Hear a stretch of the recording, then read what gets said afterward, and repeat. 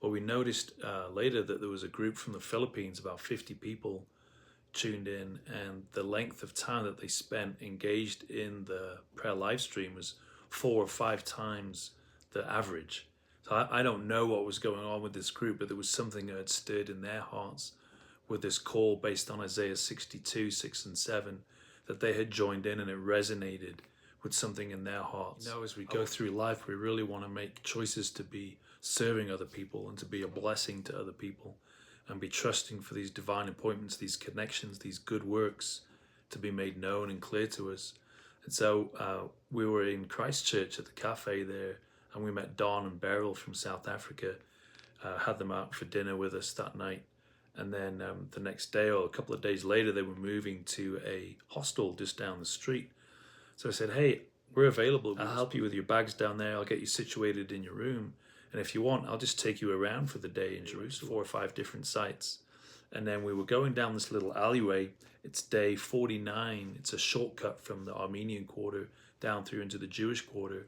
And I took them to this old Yeshiv Court museum chronicling life of the Jews from 1840s through into the 1940s. And as we were walking along, Beryl suddenly says, this is it, this is it. I'm thinking, this is what? This is what?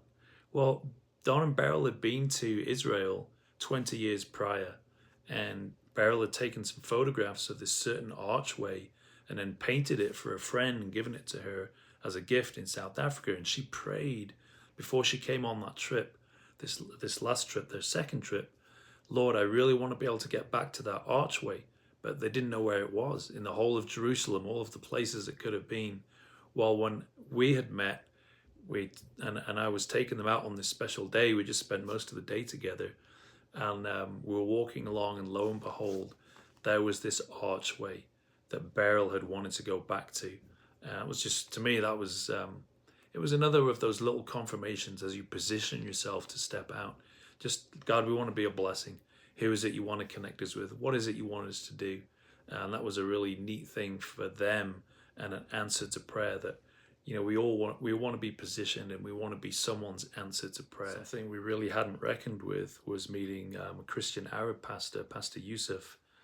He taxied for us 2-3 times. They're stuck between a rock and a hard place between the Jews and the Muslims. You know, very little income, and so being able to throw some business his way and just be able to, on this longer journey, listen to his story as a struggling pastor.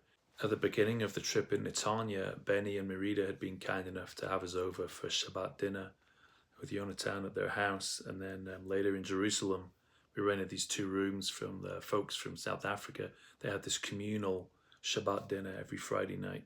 Again, that was very special. But somehow we got connected with a rabbi and his wife that lived about 20-25 minutes west of the old city, and we had a Shabbat dinner with them. Very, very unique experience for our whole family to be there. These, you know, cheat sheets with the songs and the prayers in Hebrew and then into English. It was a very, very special occasion.